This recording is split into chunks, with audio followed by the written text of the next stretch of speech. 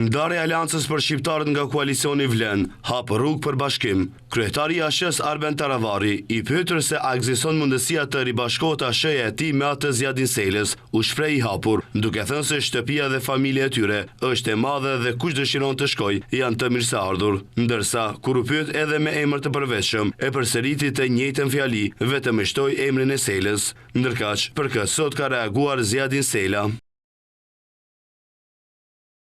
Sipas traditës dhe të drejtës zakonore shqiptare, shtëpia nuk është thjesht objekti ku rri, por është nam dhe identitet. Të madh apo të vogël një deri një shtëpie e bën zoti i shtëpisë. Nderi, besa, fjala e dhënë dhe e mbajtur, burëria janë atributet që ky zot shtëpie duhet i ketë. E kur nuk i ka, as shtëpie as der nuk quhet e jo më e madhe.